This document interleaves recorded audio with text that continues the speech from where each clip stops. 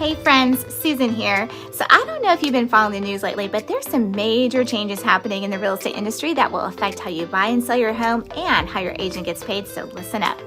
Well, these changes arose out of a class action lawsuit that was brought against the National Association of Realtors, which is a mouthful, so we'll just say NARS, and a few major brokerages. And it's where the plaintiffs, who are also homeowners, claim that they colluded to keep the cost of selling a home artificially high by forcing them to pay for both the list agent and the buyer's agent commission. Well, NARS ended up settling this lawsuit for a whopping $418 million. But in addition, they agreed to implement new rules that are set to reform the industry. So let's break it down. One new rule is that the buyer's agent commission can no longer be posted on the MLS. Well, this just means that it's going to be a little bit more difficult for us agents, but it doesn't really have much of an impact on you as a buyer. But this next rule does affect you, and it was actually codified as a new Indiana law that went into effect on July 1st. The new law states that a buyer must sign a buyer representation agreement with their agent before viewing any home. What's included in the buyer agency agreement anyway? Well, it's very similar to a listing contract that a seller signs with their list agent, in that there are three main parts to it. One, it explains how the agent will get paid, and I'll talk about that more in a second. And two, there's a time limit. Say we'll be looking at homes for about a year.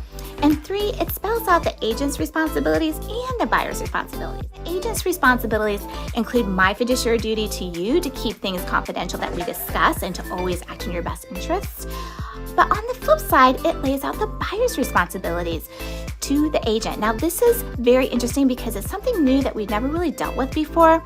So first and foremost, the buyer agrees to exclusively use their agent and no other agent during the contract term, which I hope that would be the case anyway. Second, the buyer agrees to pay their own agent commission if not paid by the seller. Remember, in the past, the seller paid for both their agent and the buyer's agent commission, but now under these new rules, we can't always assume that that will be the case.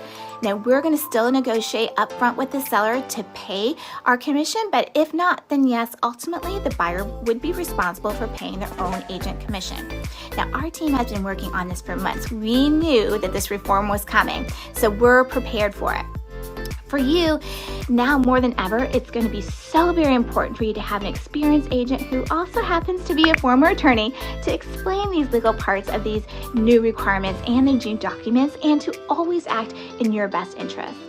So if you have any questions at all, guys, about these new rules and how things work moving forward, please just reach out and I'd be happy to talk to you. Okay, guys, I hope you have a wonderful day, and I will talk to you soon.